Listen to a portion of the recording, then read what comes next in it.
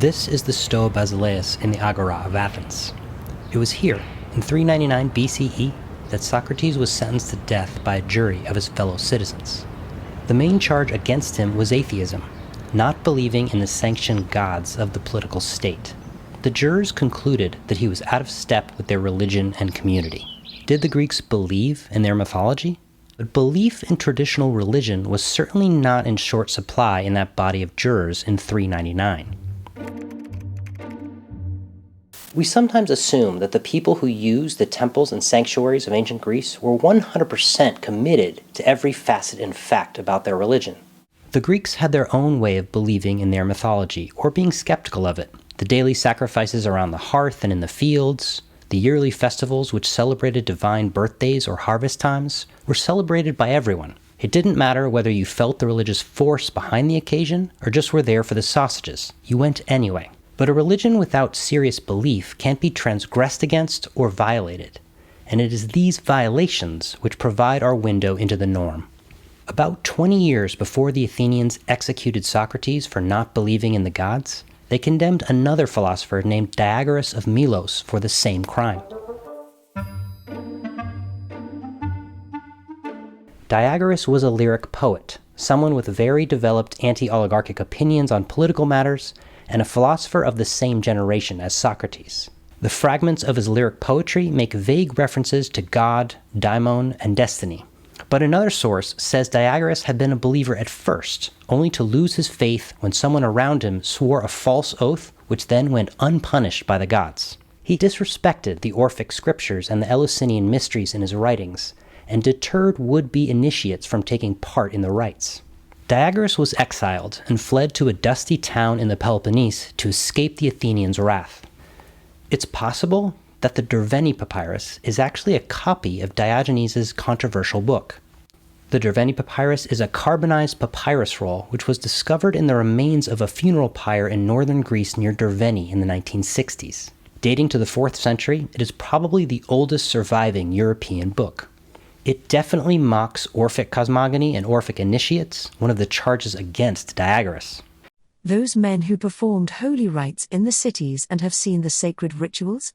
I am not astonished that they do not understand. They go away after having performed the rites, before they know and without asking further questions, as though they knew something of what they had seen or heard or learned. It also presents some fairly extreme allegorical positions on the nature of gods. Zeus, for instance, was equivalent to a material substance, air. It existed before it was named. And it was named only later. For air existed both before the things that now exist were assembled, and it will always exist. For it was not born, but it existed. But it was thought that it had been born, because it was named Zeus. This type of allegorical thinking represented a trend in Diagoras' time.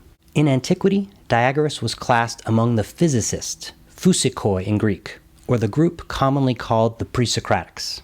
In the 6th and 5th centuries BCE, the Presocratics introduced a new way of inquiring into the world and thought about the place of human beings in it. They were recognized in antiquity as the first philosophers and scientists of the Western tradition. Thinkers who promulgated these types of ideas wanted to reconcile new scientific understandings with the Greeks' traditional polytheistic religion.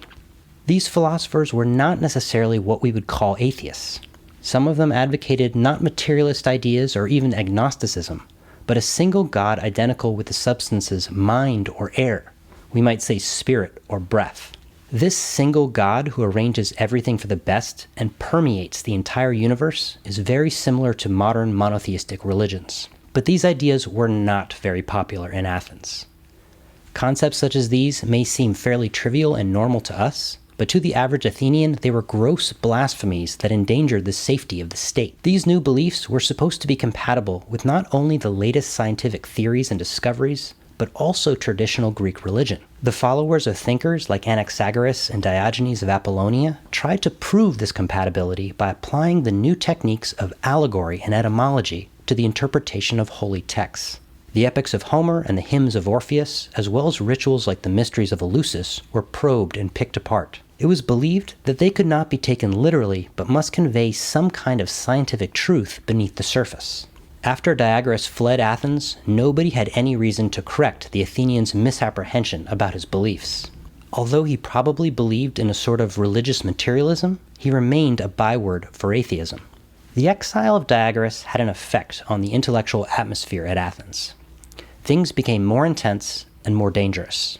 Socrates was not satisfied with simply utilizing the allegory and etymology employed by Diogenes and Diagoras. Instead, he thought the role of traditional poetry in education, in public, and in religious life needed to be challenged more fundamentally. This attempt to reconcile the new science with traditional religion was so threatening to the establishment that it caused a fundamentalist backlash. Socrates was the culmination of a generation of challenges to the status quo. Diagoras and Socrates aimed to replace shocking myths and illogical rites with a logical chain of reasoning. Because no rationalist, positivist critique can deal with mythology and the supernatural effectively, how does it happen that people cease believing in legends? How do people come to stop believing in Zeus or in Cadmus, the founder of Thebes, in Romulus, the founder of Rome, or in Achilles' rage at Troy? For the ancient Greeks, historical truth was a common narrative authenticated by consensus over the ages. This consensus sanctioned the truth. Just like the traditions of Homer were sanctioned by long ages of collective retellings, the charges against Socrates were made and sanctioned by the collected citizen body of Athens. The accusations were not made lightly or by a slim margin of conservative traditionalists. The actions of the Athenian jury show clearly just how seriously they took Socrates' anti-religious behavior. The Athenians, just like us, were generally courageous and intelligent people, but they also engaged in weird spiritual practices and believed, or said that they believed, in stuff that was proven not to work. The irrational is a powerful mental component to be reckoned with. Constructive religion is not bound by logic or scientific proofs. It's pure imagination, and we seem to have an inborn right to it. It makes us tick, one way or the other. Alright guys, that's it for now. As always, there's much more to say, but if you enjoyed this video, if you found it entertaining or informative, or hopefully both, please do give it a like and subscribe. It would help me out very much, and I'll see you next time. Thank you. See you later.